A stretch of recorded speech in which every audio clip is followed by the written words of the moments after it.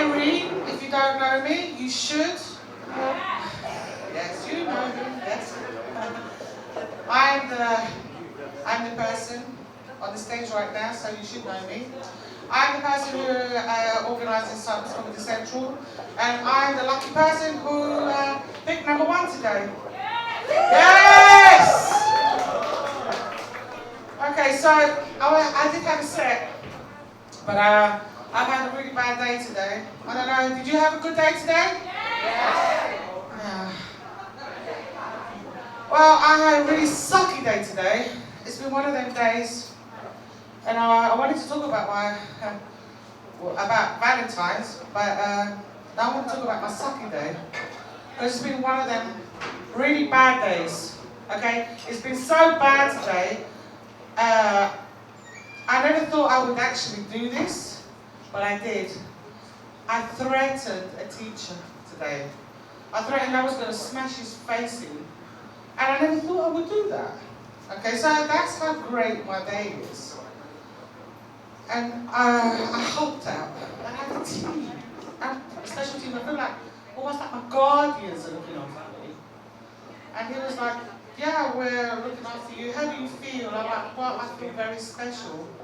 Are you going to give me my drugs so I can get the hell out of here?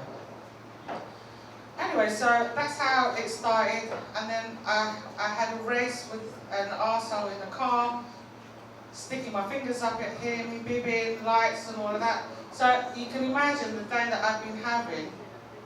And then my daughter comes home and tells me about her teacher. So I was like, oh, this is not a good day for me to talk to teachers because I'm having a crazy day. And crazy is my favorite. Out of all the emotions that I have, crazy is my favorite. And already halfway through flicking the crazy switch, so he phones up my daughter, and I'm like, oh, you didn't just phone my daughter. Why did you do that? And he did. So I pick up the phone, I'm like, hey, why are you speaking to my daughter? Alright? And he's like, excuse me, I said, listen, you need to listen to me right now. You do not phone my daughter. And then he was like, talking to me, and I don't know what happened, guys. The crazy switch went full power, and I told him to shut up. And he said, don't tell me to shut up. I was like, oh, I am going to tell you to shut up. He said, don't tell me to shut up. Oh, okay, listen. Shut the fuck up. Okay? And he kept insisting. And then the switch actually broke, guys. It really did. And I'm really sorry that I did. Because then it just went full crazy. Because then I said, you need to shut the fuck up because I'm coming there and I'm going to break your fucking legs and your fucking arms and I'll smash your fucking face in. Because you don't speak to my daughter and shout at her. And he was like, thank you. So I was like, okay, so now we're getting somewhere because you're thanking me for telling you that. So I was ranting and raving on the balcony. My neighbours have come out pretending to sweep the roads. All of them, at the same time. I thought that was a great coincidence. They're all cleaning their roads while I'm shouting on the balcony that I'm going to break his fucking face. Button broke. I lost my shit. My kid is going, yes, Mom! Okay. And then I realised that he'd actually closed the phone. So I'm like, okay. And then another person, I'm like, dude, this could not get any worse. And then another person, I don't want to name any names, decided that they wanted to piss me off even more. And I was like, oh, dudes, don't even. Because the crazy button is broken and they flipped the fucking crazy button today. And you know what? There's no going back. I like crazy. I like it. It's my favorite of everything. So I'm arguing with the guy outside. I'm screaming with the guy outside. And he's like, give me a reason. I'm giving you the reason. Because I decided that I don't want you here. I want you to fuck off now. I want you to fuck off and don't be here. And he's like, but why? But why? That's because I am God and you are not. So anyway, that's how my day's going so far. So I need to have another whiskey. Alright? Okay, and relax. Because I think if another one thing happens, I'm not going to be responsible for all the shit that's going to happen. Okay? So I think I need to call up number 2 and I'll let the show go on. And I love you guys. And please don't piss me off tonight. Thank you very much.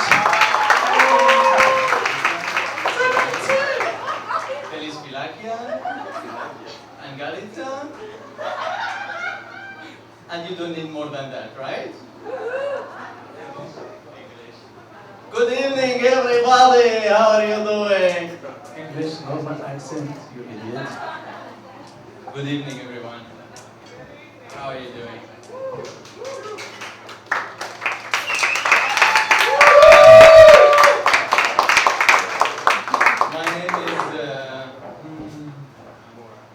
My name is. Why are you laughing? My name is. Say your full name, idiot. But they are Greek, so there are some Armenians too. So they will think I'm Turkish. Okay. My name is Hassan. Hi, I'm not Turkish. You can relax, Greeks and Armenians, please. I am Palestinian. Israeli. Wait. I'm Palestinian, Israeli. I'm not a spy. Yeah, the second table there, the second table. I'm not a spy.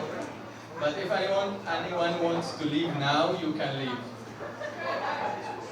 If you will be missing tomorrow, I swear it's not me. Most probably I will be missing tomorrow.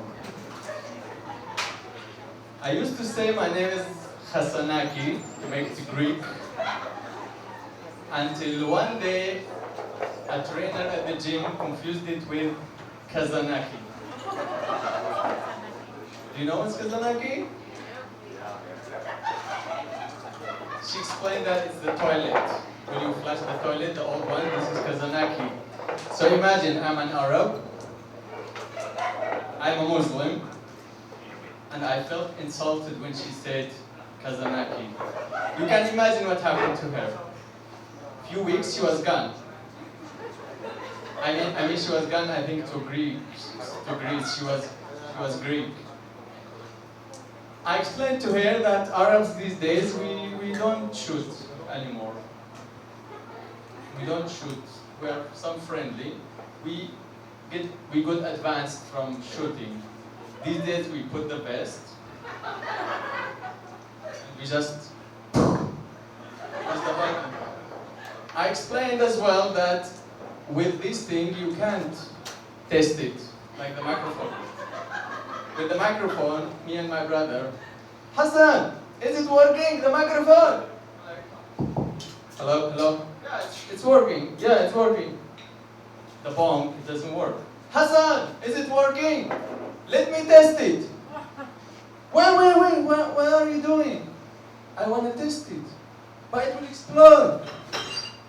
What if we go somewhere to bomb and we press the button and nothing happened? We have to make sure it's working. Yeah, it makes sense. Let me test it. Wait, don't press. Let me hide and you. So test it now. 1. Hassan, are you there? Hassan is gone. Hassan, where are you? I'm up there. Where are you going? To heaven? Well, I don't know. I'm still on my way. Well, if you go to explore for your homeland, supposedly you go to heaven. But you forgot to say, Allahu Akbar. So maybe if you have said that, have gone to heaven, but in testing, I don't know if there's heaven for testers, you know? I don't know. Go to heaven, go to hell. Yeah, it's being Palestinian Israeli. It's just a bit complicated. Like relationships on Facebook, it's complicated.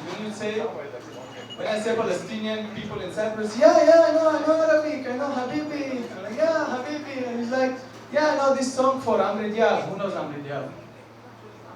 Habibi ya nur al-ain, ya sakin khayali. And I start singing, like, yeah, this one. And then he's like, where from Palestine? Gaza? I'm like, no, it's not only Gaza. I'm from somewhere in the north. So you're a Palestinian Israeli. And I'm like, yeah. He's like, see you never. I'm like, wait, I'm the same Habibi. We just sang for you. No Habibi, no Batiha Habibi. As you say in Arabic, yalla bye, I don't want to see you again. But what can we do? It just instead of me, my grandparents coming to Cyprus and being, after 2 generations, I would be Palestinian Cypriot. Israel came to Palestine, and I was there, and I am Palestinian Israeli. I live in a village, not 50 people.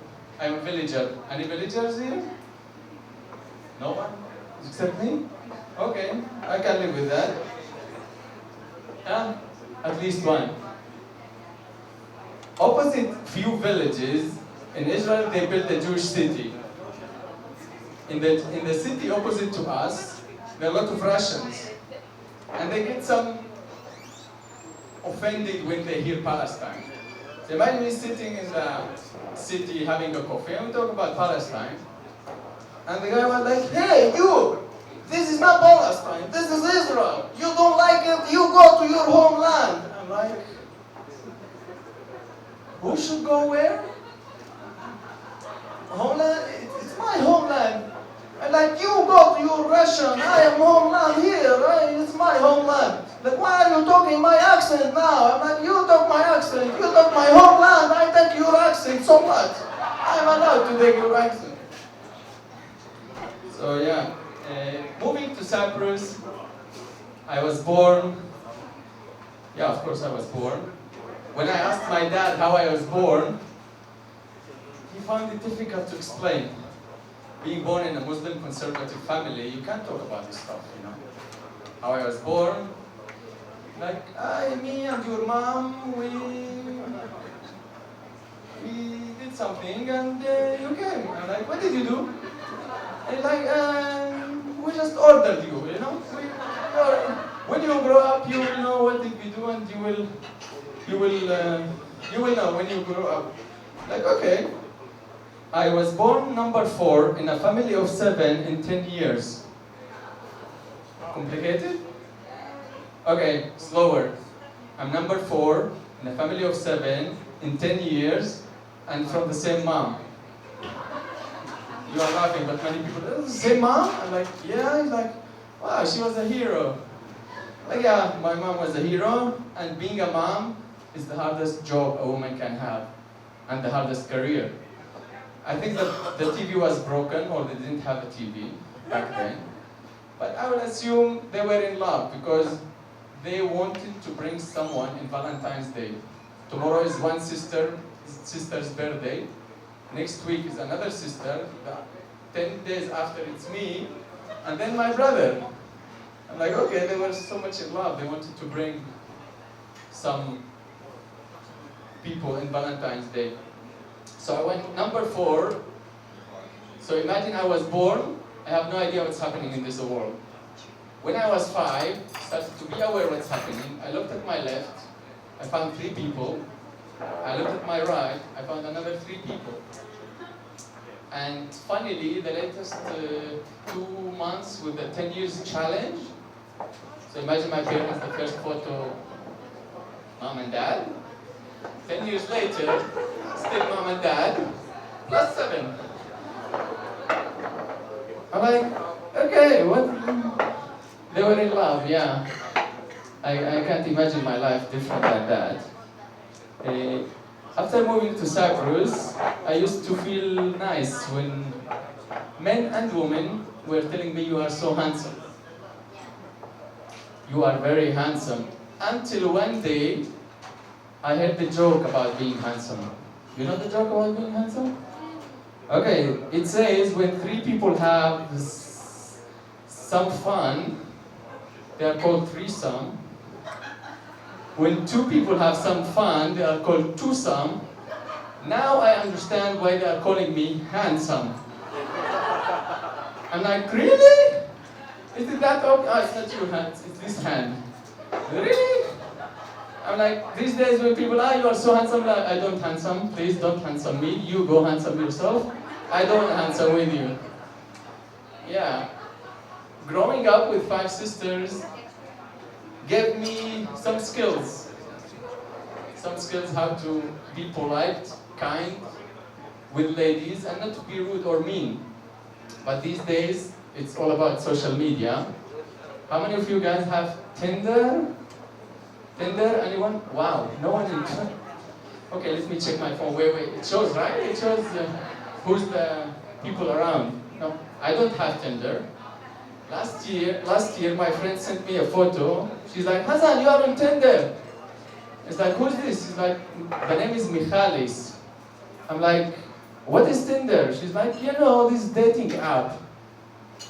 I'm like, so I can go with you for a date now? She's like, no, it's not you, it's Michalis. I'm like, maybe I can go me, you, and Michalis. We can have some fun, 3 of us. She's like, no, it can't be. You should report to him. I'm like, I don't know who's the guy. And how does this work? It's like, you will need to meet this person, right? You date, you swipe left or right, I don't know. But you need to meet the person. You're like, oh, you don't look like. Like, yeah, this 10 years ago, I used to be handsome, but I decided I don't want handsome anymore. I want maybe twosome, so let's go have some fun. I'm like, okay. So, yeah. So, I heard as well that they are doing Tinder for university students to do homeworks together. I don't know, homeworks, private lessons, I don't know what. And I think the next step will be Tinder for prayers, maybe? I don't know, maybe, yeah. Swipe left for Christian, swipe right for Muslim, and then you pick up the time, and then the app would be, Allahu Akbar, you can't, it's haram. Thank you guys, thank you for having me. So this is my first stand-up ever.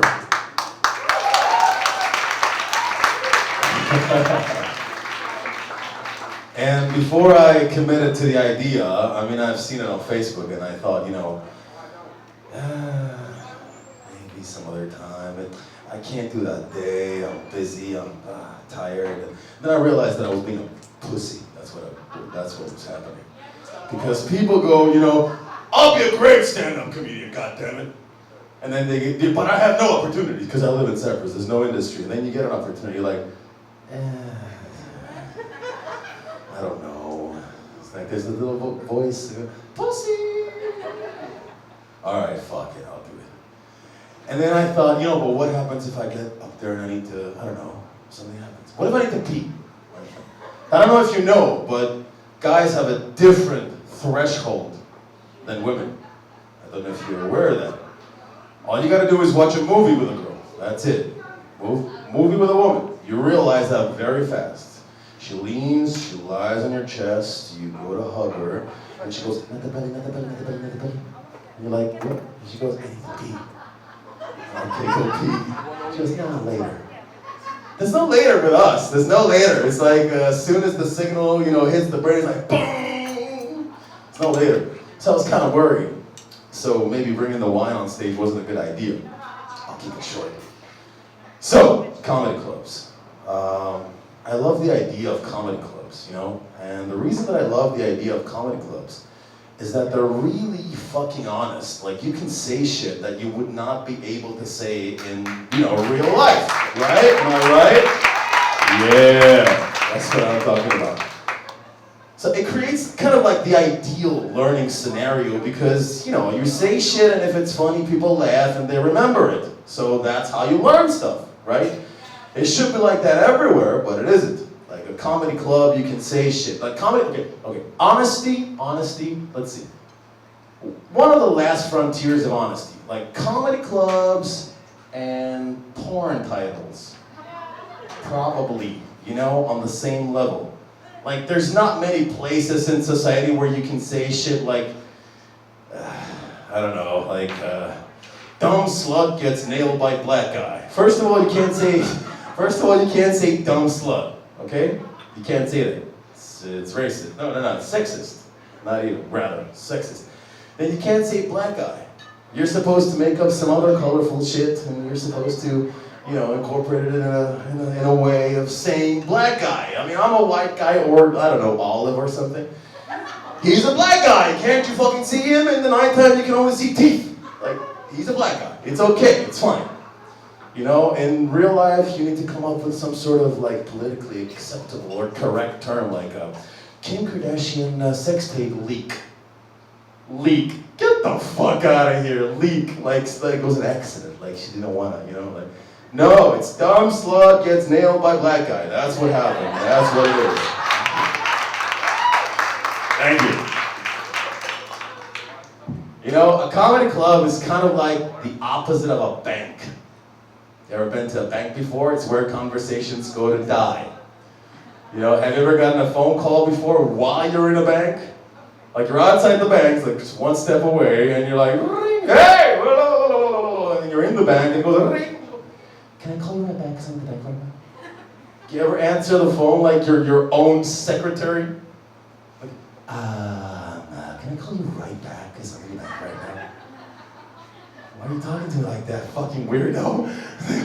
You know? And I realized that I was doing that, like, because pretty much everyone does it, and I realized that, you know, I kind of like got to thinking, well, it's the easiest way to ignore people, because, you know, you can't hear you. So, hey, can I call you right back because I'm in the bank right now?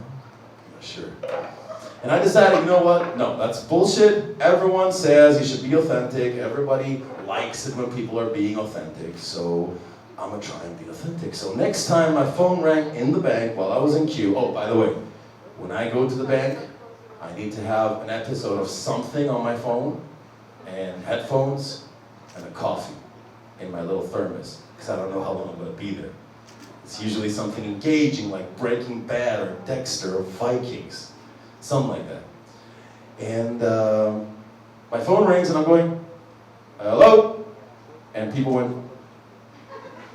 I'm like, I don't care, I'm standing my ground. I'm doing this. Hello? Yeah, no, I'm in the bank. No, it's fine. No, I got time. I got like 20 minutes. I'm like, easy, talk to me, what's up? Yeah, and people just like, there was this one woman, like a couple of people ahead of me. Oh, and by the way, if they're not directly in front of you, they get more brave, they get braver, you know, with their reactions, because they feel shielded by someone else.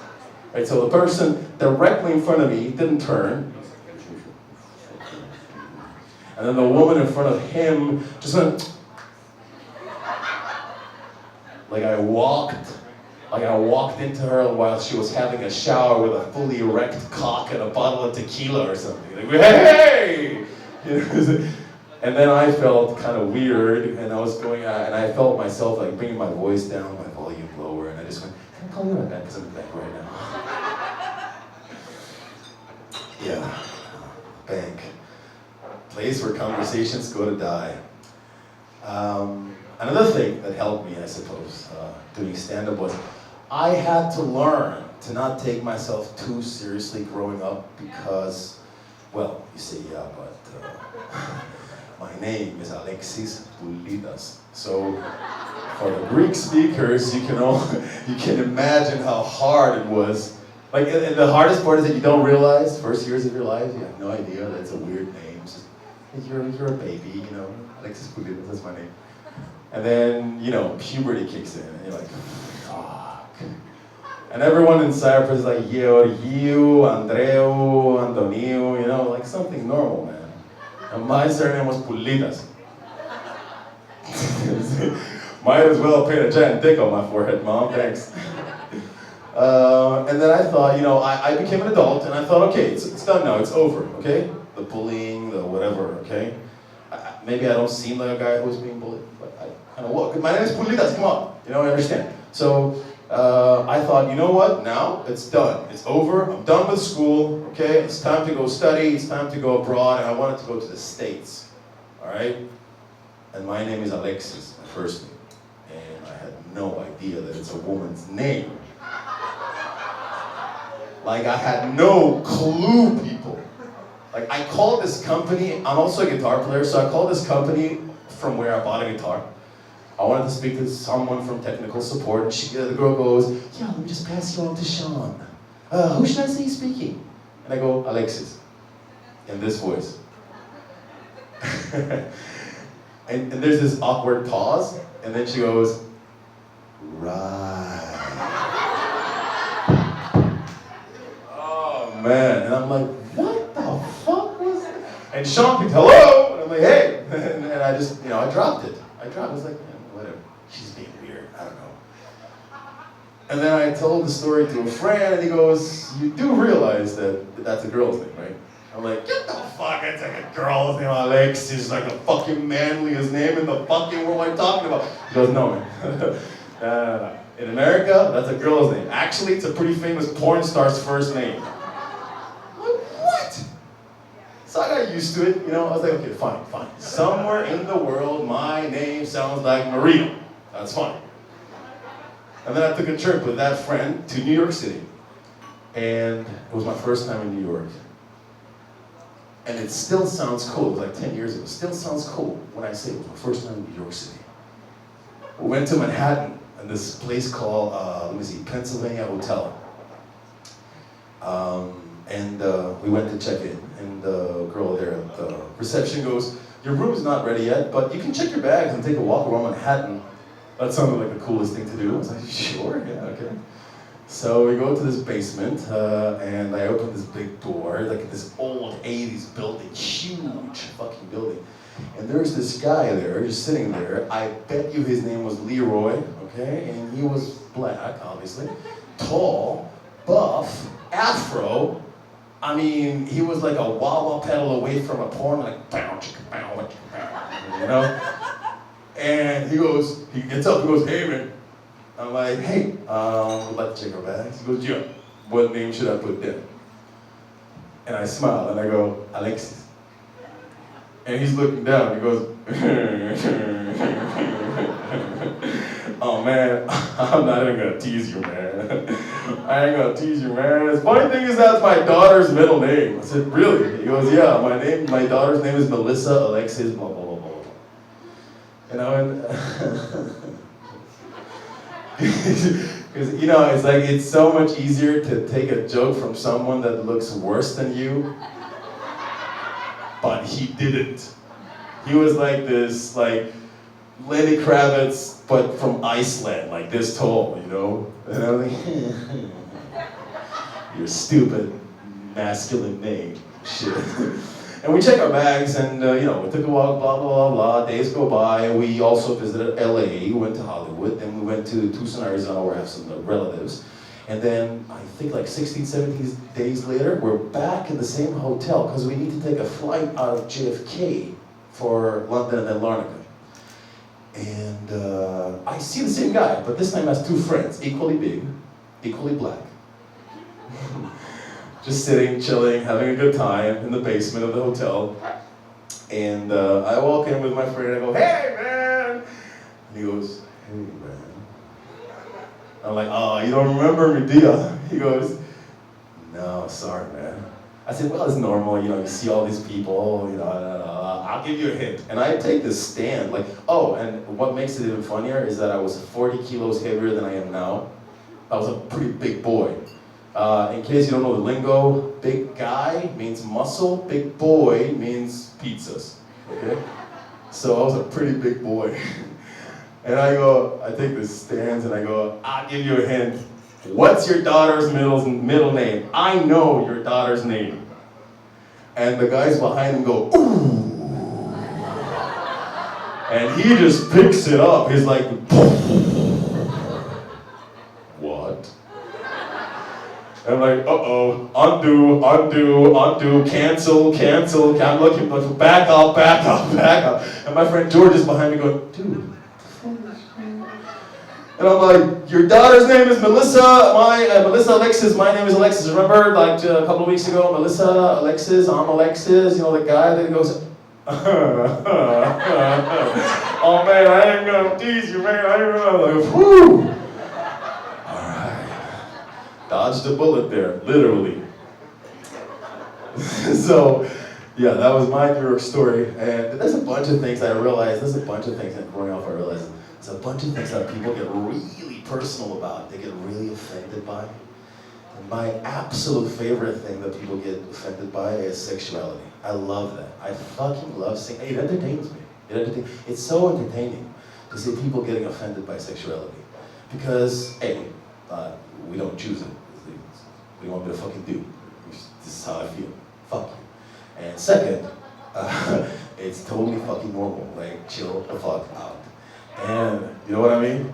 And it's like, there's these guys, man,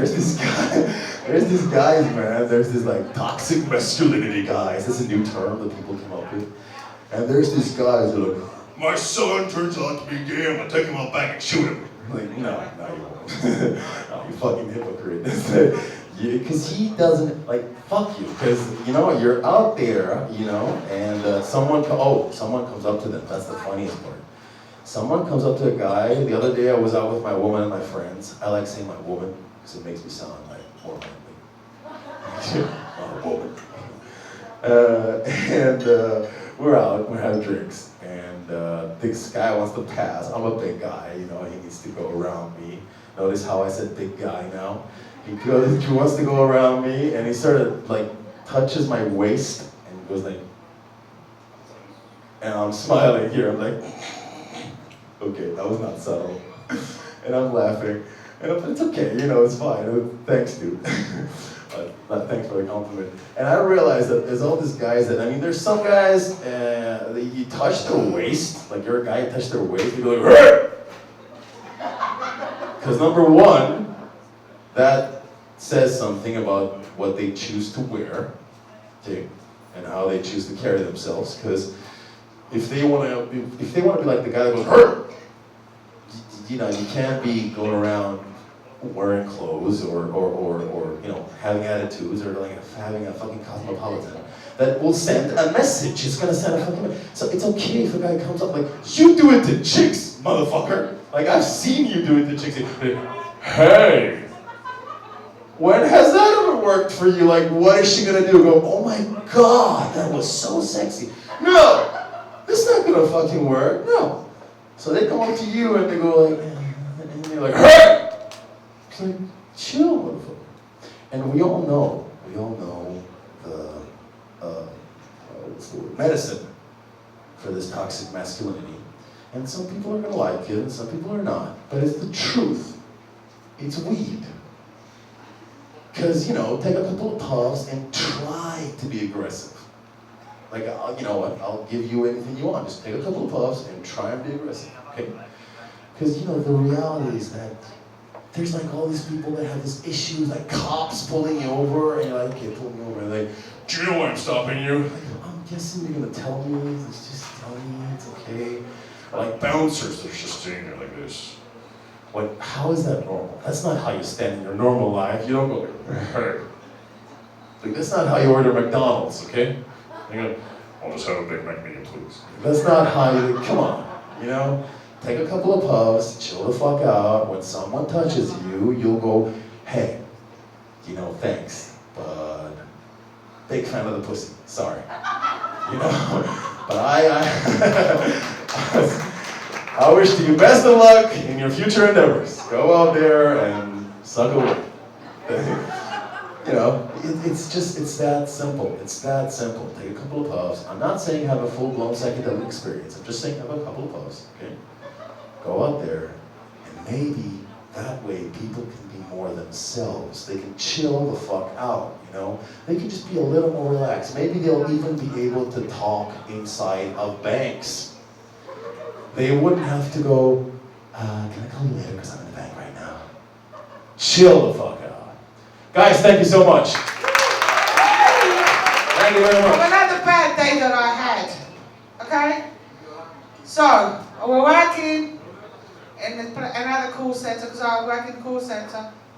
And we had this guy that was working next to me. Now, I'm a nice person, normally, unlike every other leap year. And they put this really unpleasant guy. He was, what's that word, misogynist? Sexist. He was horrible. But I don't know why they sat him next to me, but they did. And I kind of like ignored him. I tried my best. And I was really, really good. I was really good. I wanted a badge for being good. I was so good. So, so good. And one day, I was minding my own business, and he banged on the table for no goddamn reason. He was like, everyone shut up. I was like, oh no, you just did not do that. No, you didn't. I was like, excuse me. He goes, do you have a problem? And I went, yes, I actually do have a problem. He goes, do you mind? I went, yes, I actually do. He was like, can you be quiet? I went, I don't know how to do that. So I made it a mission to be as loud as I can do that. I really can. I'm going to really, really, really quiet. But I can speak very, very loud and obnoxious. Because that's a gift. It's a gift. I'm gifted that way. So for the rest of the day, I did that. On purpose. And of course I've got an obnoxious laughter too. Lucky for me, the next day, he was out. He was off. Who gives a fuck anyway? He was not there. So I made it my mission to undo his whole desk. So I moved all his papers. I gave his mouse away. I gave his keyboard away. I undid all the wires. He couldn't come back to work and find everything there. And because this guy was particular, he wanted everything. So when he came back to work, he found a note on his desk. This desk is haunted. And he did lose his shit. Which was great, because he was so pissed. And I did laugh so fucking much. It was great. And he did know it was me. And I did give no fucks. And it was fantastic. And he did try to take my stuff. And he did not succeed. And he did get the sack. And I did fucking laugh my ass off. This is not finished. I leave. And because he got the sack, whatever, who gives a shit. And I work in a different domain. I work in a retail place. And he walks in. And I go, ooh, I recognize him, which is fantastic. But what's so great is he doesn't recognize me. And I'm like, oh, hello, Glenn. How are you? He's like, hello. No clue who I am. How have you been? He's like, oh, I'm fine. I was working in this call center and it was horrible. I was like, really? I served him. We finished. And he's like, oh, you know what? I've been trying to place you. Where do I actually know you? So we finished everything. He paid me his money. I sold him more shit than he actually wanted, which was great. I was a great salesperson. And I finished, I took his money, and because I can't place you. I went, that's great. Because where do I know you from? I went, I'll tell you where you know me from. I was the person sitting next to you into that shithole call center that we were working to. Have a great day! Thanks for coming! Bye-bye! The end. Alright. So, there you go. That's when I was having a really fucking bad day. Anyway, but talking about being a bouncer, you have different kinds of categories where you meet people, with people you have to deal with. I've been a bouncer for 10 years, and still you get surprised every time. But the worst people you meet in a job as a bouncer is the older people. I'm sorry for those who are 55 plus, but you are horrible.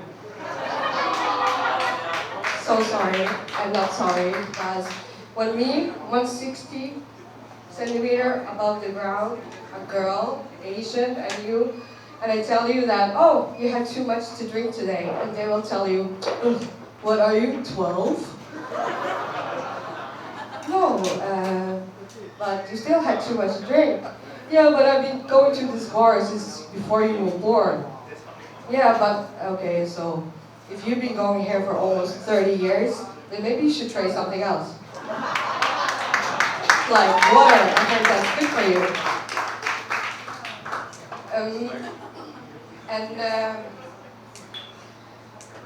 Also, when before I came here, I was a chef, but that's too stressful. So that's why I thought, oh, bouncer is better, but it's not. So after 10 years, I thought, okay, let's go to the internet and look for something else. Maybe something is better. And then I found this ad where it said, oh, do you want to prolong your vacation? Do you want to talk with people on a daily basis and help them? Do you like to help people solve their problems with their technical issues? Sure, why not? I'm a technical person after all, I'm Asian, so why not? So, okay, so I came here. That was the job I applied for to come to Larnaca. I came here, and then after, I think 1.5 months, I realized that that ad was full of shit. Just, no, that's not what it's about. It's not about, oh, talk to people every day. Oh, sure, you're talking to people every day, but you're not talking to nice people every day. The ad should be more like, do you want to talk with stupid people every day? Do you like to get yelled at by angry parents every day? Are you very good at being the reason that your child spent 3,500 euros on Fortnite? If so, welcome to PlayStation support. So yeah, that's how I ended up here, being awkward on the stage. But still, I tried. I don't know if you laughed because you feel sorry for me and my weird voice, but I think I'm done for now. And you're welcome. So, before we start doing some stand-up first, I'm gonna do some stuff and a bunch of questions, okay?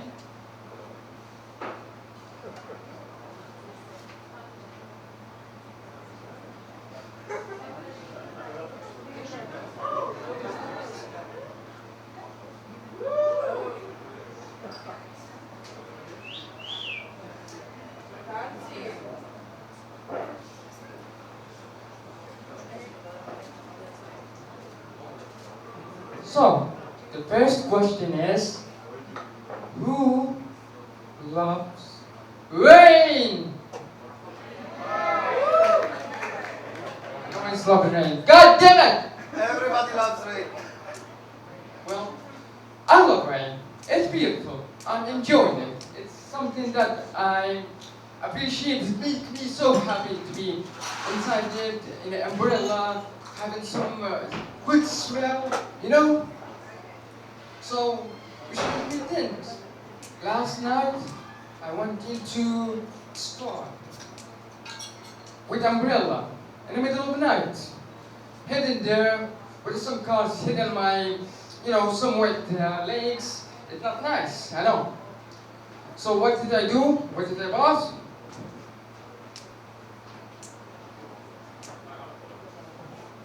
the way just for the balloon. And it's lights. So, do you know why I bought light? I know that every comedian have, like a nickname, a good name. Like Hassan, or Emily. Great names, I know.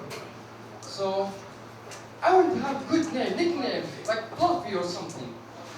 So how? I'm gonna throw this balloon, and whoever takes it, you can toss it somewhere else, but at least someone who holds it, come into the stage, right now.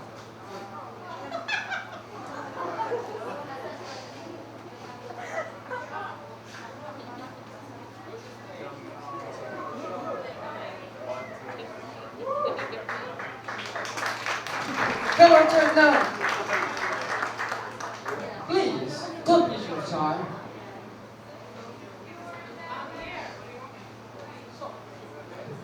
Every comedian have a great name. Give me one nickname that will be so great that will be in the history of the world. Okay, not that that's any pressure or anything.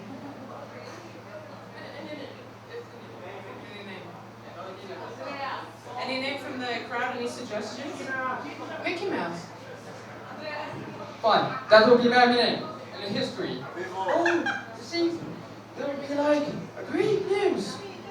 Let's say, for example, hey, you heard about Fluffy? He's a great comedian. Yes, I know. Even Kevin Hart is so amazing. Hey, guys, did you hear Mickey Mouse? Is a great comedian too. That Mickey Mouse was small. Yeah. No.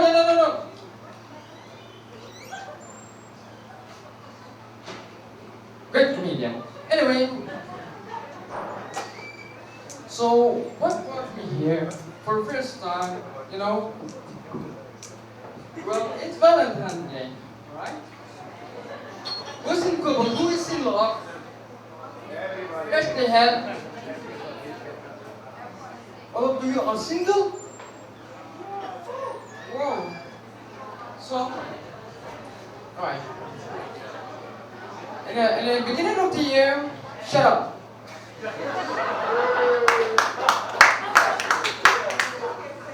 In the beginning of the year, I didn't have really great good times, because everything happened at so fast. Like, I have to go to the bathroom 5 times. I have to, understand. I have to go to university and all of that. So I wanted to shape myself. I just, you get the idea. So I had like a list of goals I have to do. I wanted to change myself. I wanted to be Mickey Mouse. I want to be healthy, big buff, something like that. So what I did, I did try to be like shelter, much healthier, we're like married. No, that.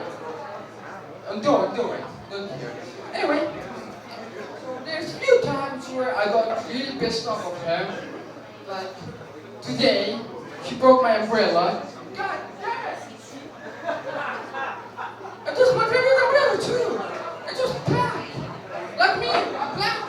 Except the hat and the jacket. And at least I have black shoe. And a black jacket anyway. Yeah, it's black. So I don't know, why did she broke it? And she was giving this goddamn excuse. She said, well, the money is, cheap. And the umbrella was cheap. No, women, or it is not cheap, okay? I use it every day, and it's good. No, cheap. Sister, it's cheap. So she did this damn excuse for a few minutes. And I said, okay, you don't know what I say? Fine. Don't say you are, bored. No, that's not good words. Anyway, There's like one time where I punched my sister. Wait. No, I didn't punch her. I didn't. Something came out in my mouth, in my mind, you know? Yeah, I keep talking. It's never okay. So, you know, I'm having good laugh, I'm having good times, you know, making stuff this and that. But I have just, you know, few stories I really wanted to. Thank you for the amazing introduction there.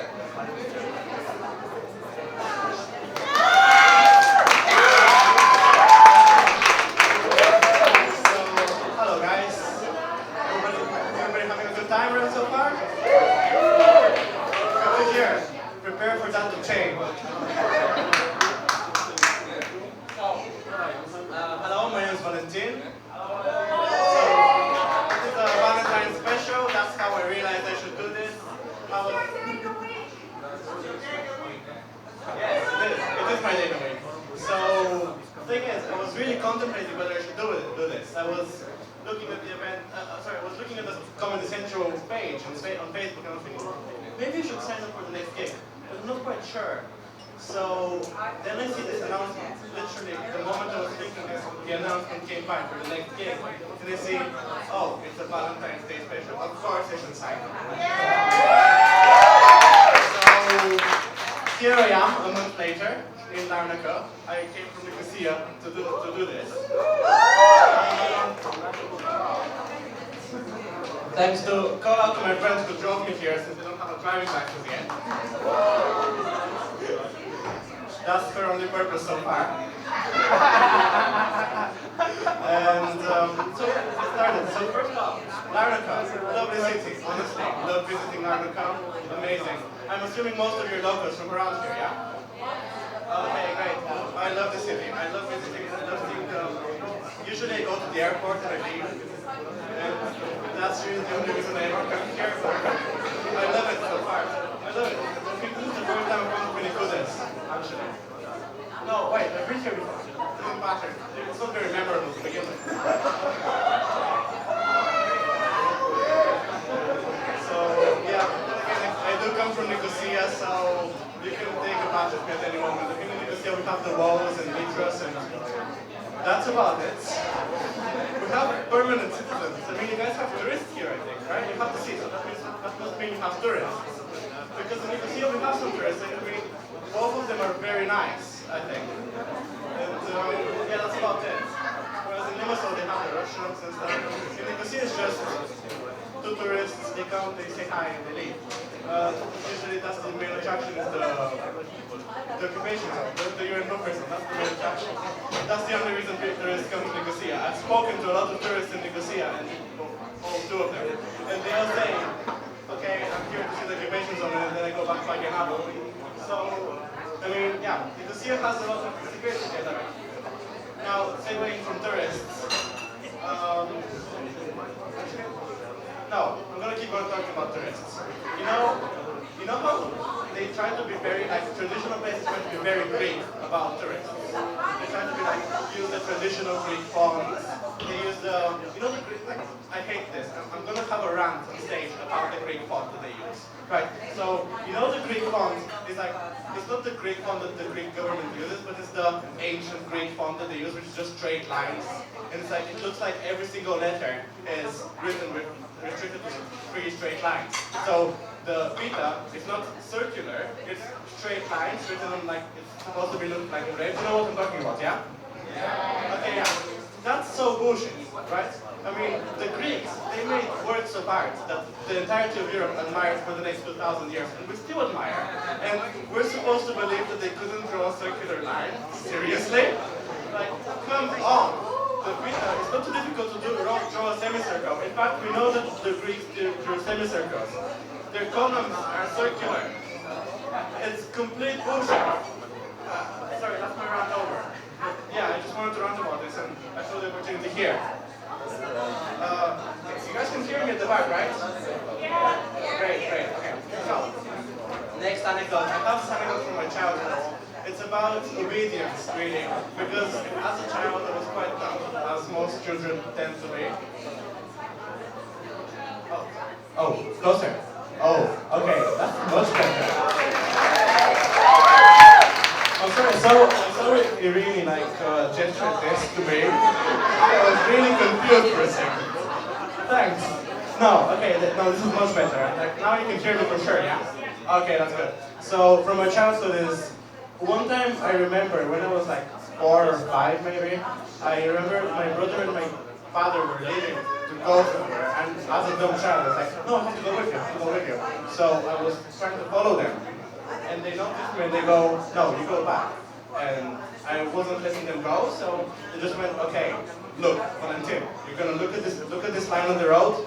They showed me a line on the road, and they go, you're not crossing this line. If you do, you're in trouble. And I believe them. And I did not cross that line for 6 years of my life. That's a true story. The only time I crossed this line was when I was with somebody who I knew, like my parents or something. Then I crossed it. But if I was on my own, no. Me and my friends would bike me down the road. I would stop at the line. They would keep going. No, I'm stopping at this line. I was told to not cross it, and I'm not crossing it, okay? No, but seriously, I don't know why, but for some reason this stuck with me. It's not like I follow all the rules my parents give me, but that one line I did not cross. I was like one of those dogs, you know, dogs that they have bumped into a glass door a few too many times, and they refuse to cross the line unless you do a gesture to open the door, even though there isn't a door there, like the glass doors. I was like that, but I was just like a 7, 8-year-old child. So, the moment I realized, wait, this is ridiculous. I've been doing this for 6 years of my life. No, I'm gonna go and speak to my brother. And I go and speak to my brother, and he goes, I tell him, like, there's this line, am I allowed to cross it now? And he looks at me and he goes, what are you talking about? And for me, as a child, I expected him to be, oh yes, of course you can cross it. You've earned my trust. And he doesn't know what I'm talking about. And for me, this has been a big deal, right? For me, this has been 6 years of my life trying not to cross that line when playing with my friends and stuff. And my brother just goes, no, I have no idea what you're talking about. Explain yourself. And then I did, and then my brother realized I'm retarded.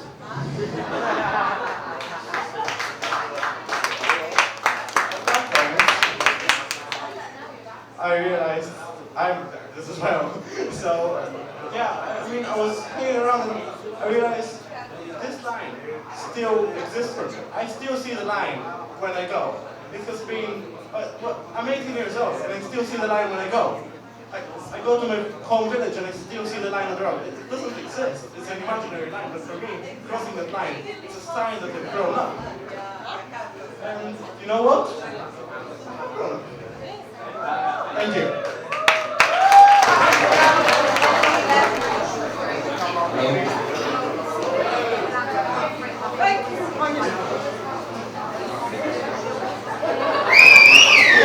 Just start. So my name is Haris. My name is Haris. It's the first time I'm holding a microphone. I just came back to Cyprus. I was living 9 years in Spain. I studied cinema in Spain, so I'm working as a freelancer. It's like being unemployed, but in a fancier way. So the best thing I did until now, being as a cinematographer, is like recommend movies to friends of mine.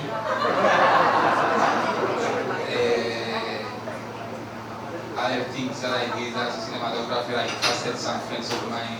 Like most of my friends, when I told them like I studied cinema, they just think, yeah, man, whenever you want, whenever you feel the next part of the movie, I can be a leading actor, I'm good at this, and okay, whenever you want to sit down.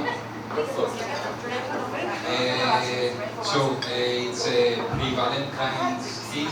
So everybody talked about love, about stuff. I think before love comes sex. Nobody talked about sex. I think so. I don't know. No, I don't know. I wasn't listening before I was trying to think. So my first sex experience was like a bittersweet experience. I was 14 years old. My brother was studying in Czech Republic. So I was visiting him with my father. And, anyway, we were like, what should we do tonight? You know, like we're men, we should go out and have fun as proper men do. So we decided to go to a strip club. In Czech Republic, strip clubs are like, I don't know, like, I suppose like Trump Towers look. They're like a huge tower full of girls with dancing poles and stuff. So we went there and I was like the guest of honor. I had to choose out of a menu. Like they had it's a strip club, they had like a menu like this one. But instead of beer and food, they had like what shows you might want. So 14-year-old, I already had like an experience in porn on internet. I wasn't still in the crazy stuff, the kinky stuff. I was like fascinated with lesbian porn. So I looked in the menu and was like, oh my god, there is like a lesbian show. We can have like a lesbian show. We can choose two girls from the stage and let them have their thing and we can watch them. So I chose two of the girls. I was like, oh my god, fascinated.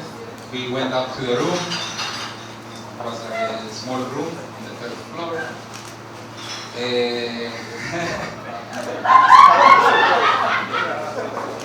And the girls told us that the act would go on as two, like for the longitude of the act would be two long songs, like two romantic songs. It would be the length of the act of them. So they started doing their thing, licking each other, I don't know, like licking tits, their ass, their pussy, I don't know. I was like fascinated. It was me, my father, my brother,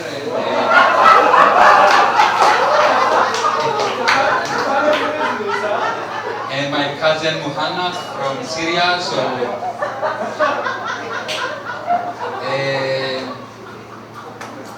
it was nice for the first song. I really enjoyed it. But after the first song finished, the girls stopped and they asked us in private. They told us, you know, without telling anybody else, we could give you an extra stimulation, exactly, and we could go with two of you and have sex for the rest of the one song that is left. So, yeah, they were not the original lesbians, they were fake lesbians. And of course I was 14 years old, so I was like, yes, me, I will go. Who else wants to go? And nobody was answering. The first time I felt like my family didn't have my back. I looked at Muhammad, I was like, Muhammad, what about you? I want to have sex with these two. And Muhammad was like looking elsewhere, like, you know, I don't know how to say it, sorry. I looked at my brother, I was like, come on brother, it's the first time you have to show your real brotherness to me. Yeah. He had a girlfriend at that point. And he told me, until that point he was like, yeah, let's go to the strip club. At that point he reminded himself he was like a good Christian. I don't want to do anything bad. I looked at my father, I was like, okay, last chance. What about you? He was like, fuck it, I'm paying for this shit, but I'm sorry, I can't go. So I went alone, and we just went to the next door. It was like a small bathroom, like smaller than this stage. I was 14 years old, 2 meters girl, both of them, one blonde, one redhead. So it went on for about 2 minutes. The first minute was quite interesting. I was, oh my god, what is this? It's the ass of a girl on my height. I was like, I could just start licking her like without even crouching. So I did. So I get the condom on. They put the condom on me. And of course, I didn't put a condom before in my life. I didn't buy a condom or anything. They put it. So I start with one of the girls. I'm like, this seems to be quite nice, warm, moisture, and all this stuff. Until that point, I thought it's just Dove that brings all this stuff to your life. So I started there, like for the first minute. Then I look at the second girl, and she comes to me and she starts touching my body. I thought she was going to do something else. She started touching me. So then I came, and that was it. And it was the first time I came out, and I was like crying. I was sad. I was feeling guilty. I had to face my father for the first time I had sex. Only for 2 minutes. I was happy. I was feeling happy, but I was crying. I'm sorry, it only went for 2 minutes. You know? Like the porn I watched went for 20 minutes. I don't know what happened. And okay, they made me feel better then. They told me like nobody has this chance for, like it's a strange thing to have a trio for the first time you are having sex. And also it ruined my life because after that I never had the same experience in my life. It was pretty deceiving as similar to my studies. I studied cinema, so nobody knows me for making any films here, I suppose. Yeah. So after like 4 or 5 years, when I was 19, I moved to Spain.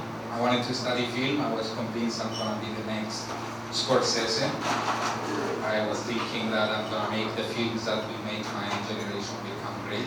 But unfortunately, my generation is transitional. I don't know if anybody is here from the 90s. Yeah. Okay. So. It's pretty weird if you were born in the 90s because you are, sorry?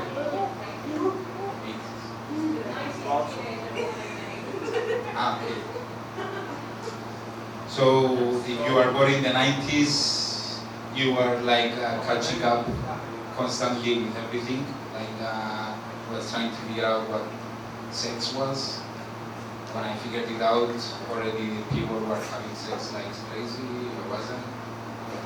Anyway, I went to Spain. It was a really life-changer thing. I was living with Jorge, Raúl, Benjamin, everybody crazy, Argentina, Venezuelan, and all this stuff. It changed my life because until then, all my friends were having like girlfriends, and these people were like hunting. They were literally like telling me like, let's go out to hunt. I know it's a bit sexist, but it's what it is.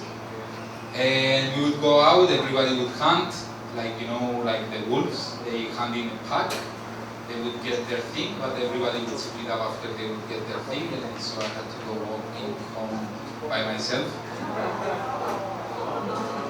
And jerk off, of course. Also, jerking off is one of the things I never gave up in my life. I gave up many things in my life, like most of the things I started I never ended. Jerking off is one of the things I'm proud of, being 29 years old and still doing it. And anyway, I had many experiences with these people, savages, I would say. And anyway, I am 20 years forward, 10 years forward, like a 10 years challenge. I'm 29, I decided to go for a trip to Cuba with my father and my brother. And we are getting ready. I'm like already experiencing talking Spanish and all this stuff. I had a relationship with a Costa Rican girl for like 2 years. That's enough. If you want to have an experience with relationships and get over with it, you find a Latin girl and leave a telenovela for like the time being. Everything is dramatic level 100. You are having sex and then you are throwing furniture to each other until you start to have sex again. And okay, we decided to go to Cuba. I thought it was gonna be like a trip that I'm gonna enjoy. I ended up being like the translator between the prostitutes and my father and my brother. I was like, yeah, like, quiere follar contigo. ¿Cuánto vale follar contigo? I was like, yeah, she wants 50. No, 50, no, it's too much. Like, okay, no, 50 es mucho. Hello guys. This is my first time doing stand-up, so please be kind. This was my first on stage. I've been doing theater and dance since I was, I don't know, fetus? Yes? I don't know. Anyways, I was thinking about talking about my experiences as a waitress. I am a waitress. I do that as a living. It's a choice. A really bad one, but it's a choice. Anyway, yeah, I was thinking about talking about that, but then I realized, why? I'm gonna talk about being the only single person in my group of friends. Like, all of my friends are in relationship, either with each other or with someone outside of the group. I mean, today here we have Elvira and Vanessa. Say hi, girls. They're in the back hiding. And we also have Caroline and what's his name? Anyway, she's here, he's over there. You know how that goes. Anyway, and yeah, also in the friend group we have Adriana and Heracles. They've been together for a few months. These girls have been together for almost a year. 10 months, thank you. I forgot. Anyway, and Caroline and Panayotis have been together for 6 years. Yeah, don't clap that. He's not. He's thick. I don't like you. I don't like you. Anyway, no, honestly, I just met him, so I don't have an opinion. Anyway, and she's been hiding it from me. Anyway, I've been single for the past, I don't know, 3 years. It's a choice. Other's choice, but a choice. Obviously. I mean, I'm a 10. Come on. Thank you. Anyway, yes, and I've been going around with my group of friends who are not single, because I don't have any other friends. That's the choice I have. So yeah, we're going out and they're always like lovey-dovey all over each other. Except Caroline, we always go out together. She's on her own. We don't hang out with him. We don't like him. We don't. Anyway, at some point I was with my friends and they were like all over each other. We're at the coffee shop at 2 p.m. and they were all over each other. And like, guys. It's noon. There are kids outside. I mean, let me put an X on the top of corner. Like, let someone know that you're doing that. I mean, I'm okay with it because free porn. Oh yes, girls do watch porn more than men. Let me tell you. Anyway, and yes, and they were like, why? What are we doing? Like, we're just showing our love. No. You're showing your lust for each other? That's how I have to say it, I guess. That's lust, like that's too much. Like, stop it, please, for the love of God. And I'm an atheist, please. Anyway, they don't. They never do. They just go on. Anyway, I've downloaded the app Tinder for a few months. Woo! Biggest mistake of my fucking life. And I've made a few. In there, there's only one word that can actually describe what men in there do. What men are in there. It's in Cypriot, it is spalkomeli. In so many levels. Like, I'm gonna match with someone, and he's gonna be like, oh, hi, you look so hot. Here's my dick. I don't wanna see that. At least not yet. At least buy me drink, food, something. And yeah, this is either the first or the second best in Tinder. Every time. Like, if you get Tinder and you're a lady,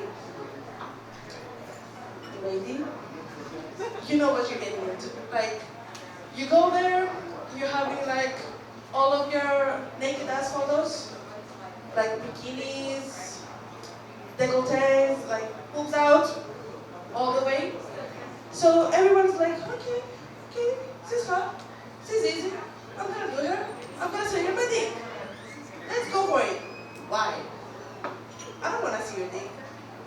I never wanna see your dick if you do that on the first time. I mean, that's a no-no. Every lady knows that. Everyone should know that. In other news, because I work as a waitress, my hours are super crazy. I don't go out much, so I don't have the time to meet people. So that means the only time I get to meet people is at work. And that's the worst. We have one particular customer that comes every other week, probably, yes. He's a complete psycho. And he's a psychotherapist. So we know for a fact he's a psycho. Once he commented on a co-worker about her ass. With no hesitation. Like, oh, you have a big ass. Like, hello, I'm there, like, I can hear you, like, please be polite, at least. No, you have a huge ass. He came to me like, how long have you been working here? I mean, a few months, I guess, like, since August. Oh, I've never seen you before. I was his server for the past 10 times. I was his server for the past 10 times he came to James. I work at James Italian Nicosia, free advertisement. Anyway, and he came there 10 times. I was his waitress, and he didn't even notice me. Only one time he noticed me, when my button was unbuttoned. Like, okay, thank you. I'm out, bye. You do you serve yourself, I'm done.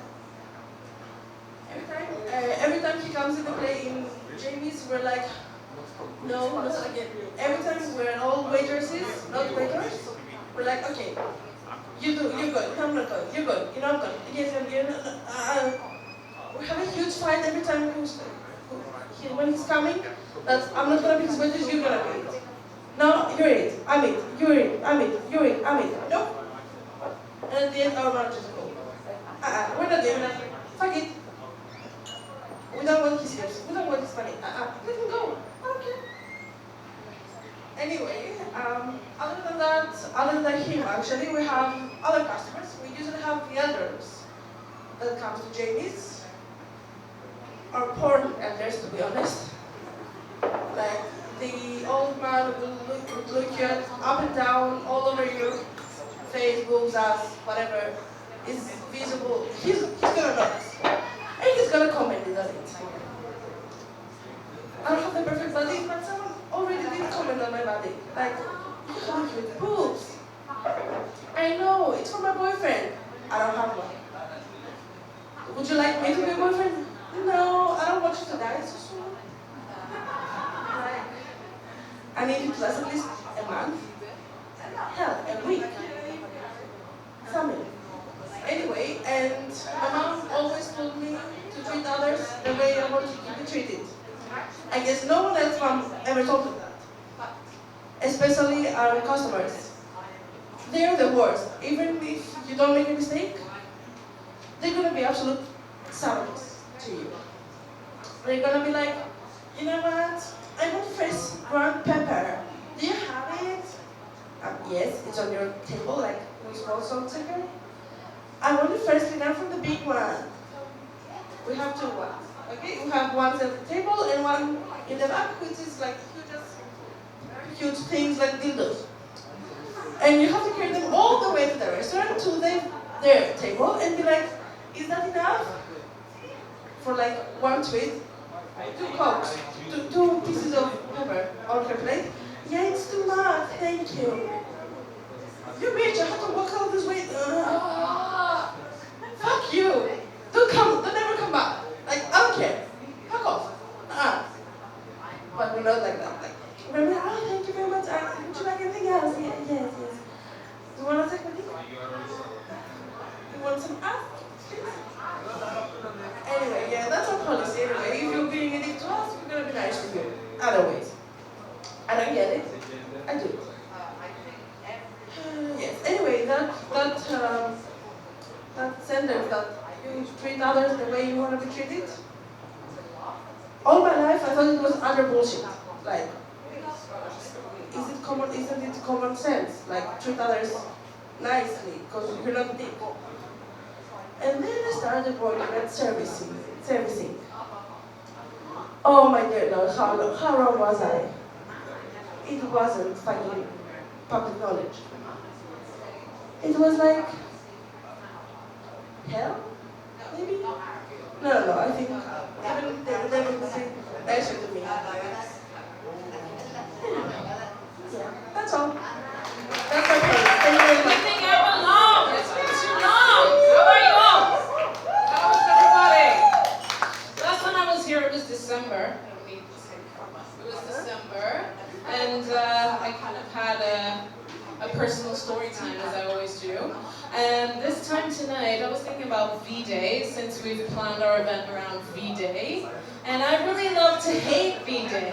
I was having a little think about it and why I actually hate it. And I had a trip down memory lane back in 2000. In the year 2000, before we were using the euro currency, we were still using the lira. Who remembers that? Yeah. And we weren't in the European Union. And lesbian, gay, bisexual, and transgender people did not exist back then.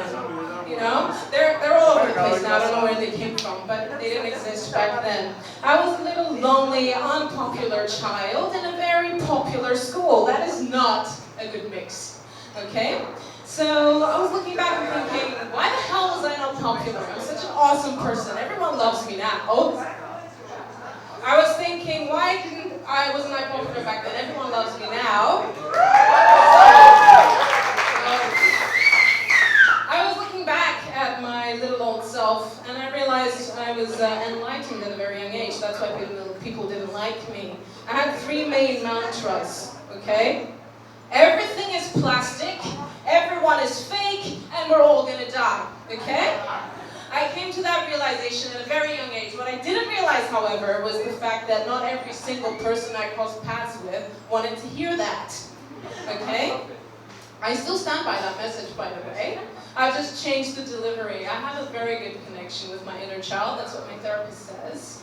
And I still stand by that message proudly. You know, I've just changed the delivery a little bit. You don't even need to ask me, hey, what's wrong? You just need to say, hey, what's up? I'll be like, you know what? The ocean is drowning in plastic. Have you noticed how fake Instagram is? You know, and we're all gonna fucking die. They're like, oh my god, hashtag woke. Oh my god, hashtag save the planet. Hashtag grab beer with me. So it's not what you say, it's how you say it. We're all gonna die. It's good. It's true. So back to V-Day.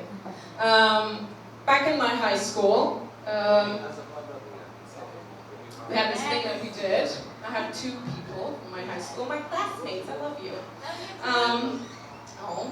And we had this thing that we did back in the year 2000 when I was an unpopular child, listening to Marilyn Manson's Disposable Teens on my little Discman, you know, in high school as I was walking around on my own. One of the reasons why I still have tinnitus in my right ear, bled to death. So we had this little function that we did. The people in the higher classes, they used to have this little booth. And before V-Day, you could go up and pay 1 lira or 2 liras, and you choose chocolate or flour, and send an anonymous little card to a classmate of yours or someone in another class. Obviously, if you're a girl, you send one to a boy, and if you're a boy, you send one to a girl. And yeah, so knowing that I wasn't going to get any, me and my one gay male friend sent one to each other. So when it was time for V-Day, and someone walked in class with the flowers and announced, you know, the person with the friendliest vagina in this classroom is you, you have 10 flowers, okay? And we gave each other one, so we're like, oh my god, we're gonna get a flower. Angel, Habatian, you have 1 flower. Oh my fucking god, I got a flower, I wonder who it's from. My gay best friend. So, yeah, that was back in the day when I wasn't popular. Now, as I said, I am quite popular now, and I don't have a problem with people chasing me. There's actually 3 specific groups of people that I find circling around me in my life. The first group of people is the lesbians, okay? And the labia lovers, the clit mafia, you know who I'm talking about, right? The vegetarians. The second group of people are the lesbian wannabes. I can smell the ink off the divorce paper and the hormonal imbalance induced by early menopause. Okay? The third group of people, the first 2 I understand, considering the fact that I'm not the straightest arrow in the basket. I think we've discussed this before. I have an allergy to nuts. And yeah. I tend to avoid the letter D in the alphabet, specifically when I'm singing it. A, B, C, E, F, G. I will never need the D. So I think the message is clear. And that's why I get the first 2 groups of people. Now the third group of people that baffled me for a very long time, I didn't know why they were following me. And considering the fact that your vibe attracts your tribe, I was quite offended, actually, in the beginning. The third group of people that tend to follow me are morbidly obese, middle-aged, no hygiene standards Cypriot men, okay? And these men who circle me always come to me with fashion advice, okay? And it's always something to do with my hair or my makeup or the lack thereof. So, they always pop their little bald head in an unsuspecting situation. I might be at work, serving a customer, and it might be like, thank you very much for my coffee, it was awesome. By the way, grow your hair out, you know, because you're pretty and it's a shame. Or I could be in the airport and someone would be like, I couldn't help it over here, you were speaking Greek to someone, you're a Cypriot, you should grow your hair out, you know? So it's, you know, it's the situations. And considering the fact that I stand here every time and say that every voice matters and everyone should share, thank you for sharing, your point is valid. Considering the fact that I usually tell these guys to F off or do one, in my head, usually I smile and say thank you very much, not interested. I thought I'd give this guy a voice. Irene. I thought I'd give this guy a voice and give him a chance to speak his mind. Because, as I said, every voice is valid. And usually I ignore Agathokli, that's what I've decided to call him. So tonight, I'm going to let him make his appearance and talk.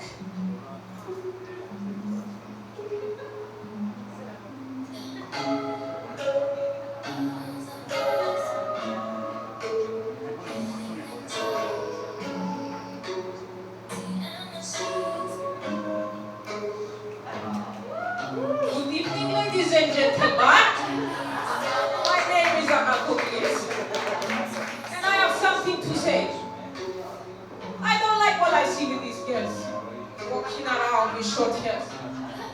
Maybe this is fashion in America. This is type. Dasha is Russia from Russia. But you are not from Moscow. Act like it. Ladies with short hairs. What is wrong? What is this? Wear a skirt. Grow your hair. Get married. Get cheap. Come on! I am an police. I am one good man from a good village, literally good village, Galokotol. I have good message, I try to help them. They don't listen. Just shut up and listen. Listen to see, I have something to say. I have something to say, listen to me. What is this fashion? This did not exist back then. This is not America, this is Cyprus. So, I talk, you listen. I talk, you listen. I say it, you like it, you listen, you listen. Okay? You listen. I talk, you listen. Shut up and listen. I talk, you listen. I am good man, you listen. This is Cyprus. I am a police. You should grow your hair and be pretty, okay? From Bologna, go.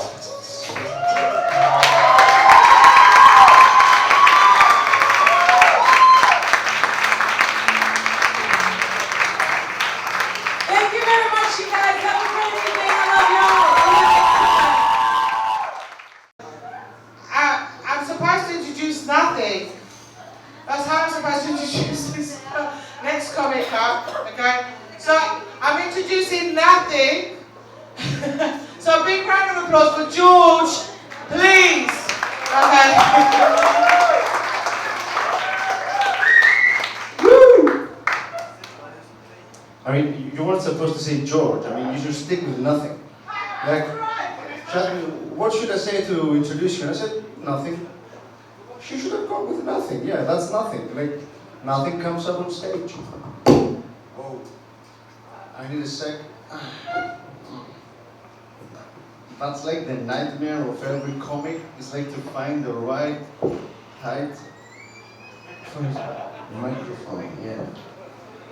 I think I'm feeling it. Hello, guys. How are you? Yeah? Having fun? Nice. Great. Great. This is my first time in Avalon. I'm sure you thought that's my first time doing stand-up a bit. That's like the theme of the day. Yeah, has been the theme of it. That's courageous. That's amazing. What's happening here is amazing. That's my first time in Avalon, and I think it's a really cute little bar. I like the decoration. Like, one thing I don't get is this thingy right here. Like, what is it doing here? Like, did they tell them it's going to be a stand-up show? Like, it's like it's waiting for a composer to come and go, like a conductor, and go like, okay, guys. And the one, and the two, and the three. Shall we do it? Shall I compose you and conduct you? Who feels like singing? So, you guys, are you into it? Yeah, why not? So, you guys go, la la la la la la la. And you go, la la la la la.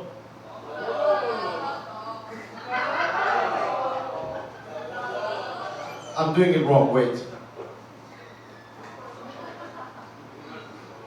another nightmare. I'm gonna go like that. So, and the one, and the two, and the three.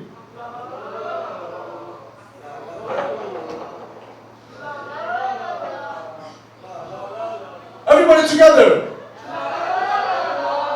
And that's lame, isn't it?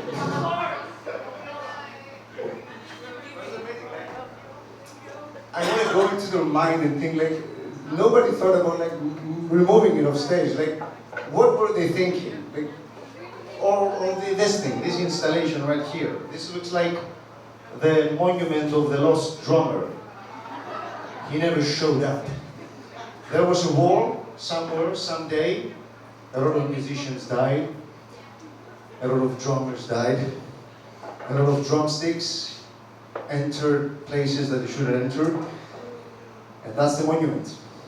Here in Avalon, ladies and gentlemen, you have the monument of the lost drummer. Woo! I think we're lucky, aren't we?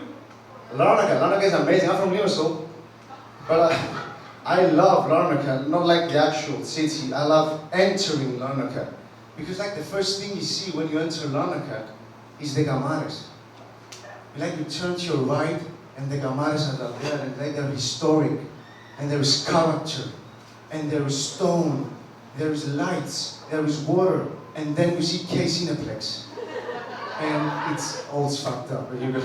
At least they're honest about it. Like, second thing you see entering the city, K Cineplex. Like, Larnaca is the city of capitalism. Honestly, like the version of secret capitalism can be experienced in Finigudes.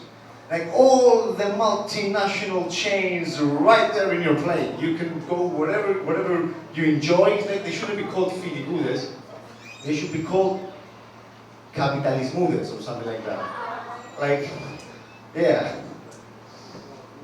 And this air conditioning there, I think it's like the saddest air conditioning unit in the world. Can you see it? Doesn't it look really small for a place like this? I think it's, yeah, I've seen that. That's like its big brother. That's the big brother, that's the small one. And it's trying its best, but you cannot top that one. As you can see, I didn't prepare anything when I came on session. I'm just going to go on stage and comment on the space. I love they have a sword. Have you seen the sword that there's on the wall there, Alexandros? No, there is a sword. There has to be a sword in a rock bar. Because swords are like, they're a rock, you know? And there has to be like an address somewhere. Going like San Francisco Street 55 or something like that. Is there any? I think, is that a street sign? No, it's, yeah, Jack Daniels Boulevard, isn't it? Rome, yeah. There you have it. You have your camera there, generic guitar, a chandelier that makes no sense, a knight straight out of the Lord of the Rings. Then you have, what else? Who's the lumberjack? You're the lumberjack. But do you come every day here? Are you like a part of the scenery? Yeah.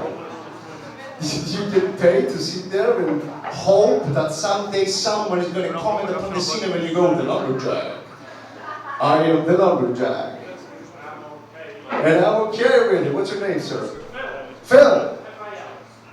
Had you had your fill today of comedy, Phil? That sucked. That was such a poor wordplay, wasn't it? So, what is it? This speaker broke again. Hate it.